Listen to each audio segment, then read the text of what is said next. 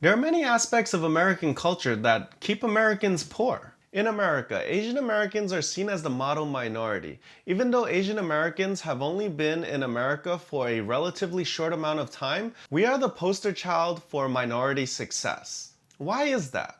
I believe the key lies in our cultural differences. In this video, I'm going to go over some of the aspects of American culture that keep Americans poor and how Asian culture does it differently. So I'm an ABC.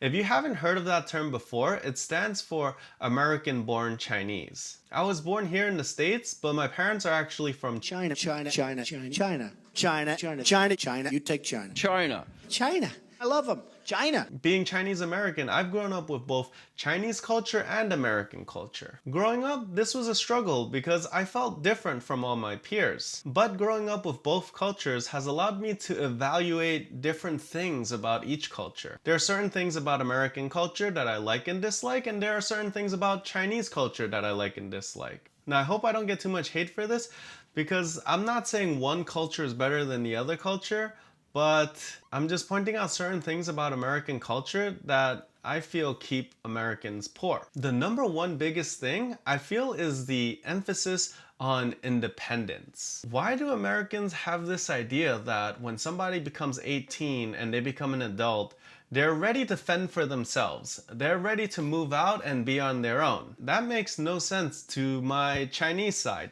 In Chinese culture, you're basically expected to live with your parents until you're married. Sure, independence is nice. You learn a lot about yourself. You can have your own place. You can invite that girl or guy over. When you're 18, you don't want your parents nagging you. You want your own space and you want to be able to do whatever you want. But the financial toll it puts on you is heavy. Most 18-year-olds have no idea what they're doing. They don't know what they want to do in the future. They're not ready to pay their own rent. At 18, you just graduated high school. There aren't many high-paying jobs that you can get.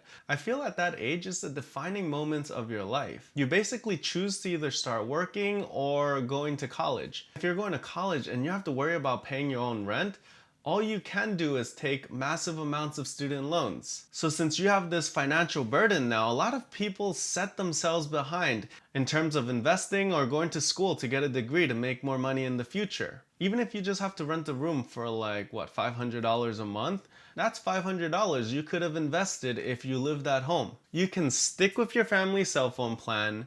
You don't have to pay for cable and internet. You don't have to pay for utilities. It makes a huge impact. Now, I'm not gonna lie, independence is very tempting and you do learn a lot from it. When I was 18, I was going to college at NYU. My parents' place was basically an hour away from campus, so I could have easily commuted, but I wanted the college dorm experience, so I ended up dorming for 2 years. Do you know how much dorming costs at NYU? It was like $12,000 a year. It cost $24,000 to dorm those 2 years. Thinking back now, I could have invested that $24,000 and made so much more money. But still, at least I only dormed for 2 years and then I moved back home. And I lived there until I was 28. So when I was 18, renting a room here in New York City was about $500 to $600 a month. Now it's gone up to about $800 to $1,100 a month. That's for a decent apartment in my area. Now, if you don't count the 2 years where I dormed, from 18 to 28, that's 10 years. At an average of $800 a month for 120 months, that's almost $100,000. That's huge. Imagine if you had an extra $100,000 to invest. And imagine if you started investing that at 18 with compound interest, that's a lot more than $100,000. After I moved back home, I was basically able to save and invest more than 75% of my income. That's a huge opportunity that I was lucky to have. I know when I have kids, I'll definitely let them live with me until they're good and ready to move out on their own. Economically speaking, it makes so much more sense. So I have no idea why American parents pressure their kids to move out and be on their own at 18 years old. Another aspect of Chinese culture that's very different from American culture is that Chinese parents expect to be taking care of their grandkids whenever you have kids. Now, with the cost of childcare being what it is now, that's a huge financial impact. Just think about it. If you send your kid to a daycare, it's gonna cost you a few $1,000s a month. If your wife or husband stays at home to take care of the kid, that's one income that you're not getting. If you want to go for a night out, you're gonna have to pay a babysitter, what, like $15 to $30 an hour? All of those expenses just get taken out because Chinese parents expect to help with the kids. My aunt basically takes care of her grandkids 6 days a week. A couple $1,000s a month is huge. The second thing is the level of how much family helps each other. Now, I'm not saying that Americans don't help their family members like uncles and aunts, but I'm saying Chinese people take that to another level. Basically, my family runs like a small investing fund. Like, everyone helps each other out. My cousin was trying to open a restaurant and they needed money to do renovation. They didn't have the money, but they just asked around and all the relatives chipped in. That cousin even lived with us so she could save money to start her own business. At the time, I was about 8 years old and my younger brother was 5 years old. My brother and I and that cousin shared a room, and that room was a tiny room. It was an 8 by 10 room. So you could just imagine how cramped it was. We had a bunk bed where my brother and I shared the bottom bunk. Yes, we slept together as kids because we couldn't afford any more space.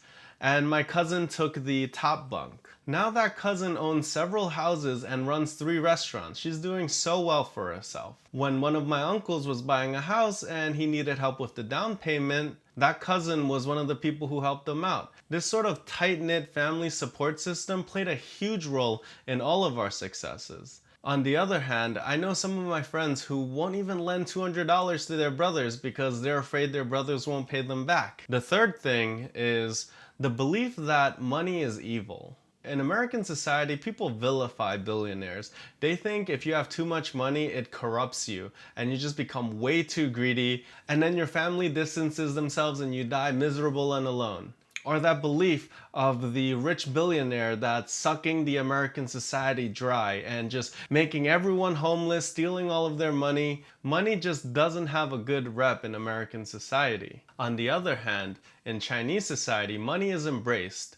Everyone wants to make more money. They see money as a way to succeed. They know the importance of money and they're not afraid to talk about it. So starting at a very young age, I was already very comfortable talking about money, which gave me a head start on my entrepreneurial journey. I always grew up with the idea that making more money was a good thing, and that really shaped me into the person that I am now. The fourth thing is their view on education. Now, those Tiger Mom and Asian Dad memes are 100% legit. Education is seen as a way to improve your status and help you make more money, so it's everything in a Chinese household. I remember as a kid, we didn't have much money because my parents barely spoke English, so they made about minimum wage working in a restaurant. But when it came to my education, money was never an issue. They would pay for all sorts of after-school classes for me, weekend classes. I would have to go to summer school every single summer, and that cost thousands of dollars, but to them it was worth it. At the time, I definitely resented it. As a kid on a Saturday, I just wanted to watch my cartoons. Mom, leave me alone. I want to watch my morning cartoons. But now I really appreciate what they did to me because now I understand what it meant. Those prep classes they put me in cost them their entire month's salary, but they were still willing to do it. Now, I know Americans value education really highly, but I just don't think it's to the extent that Chinese Americans do. The next thing is consumer culture. Growing up, we were always taught to live well below our means.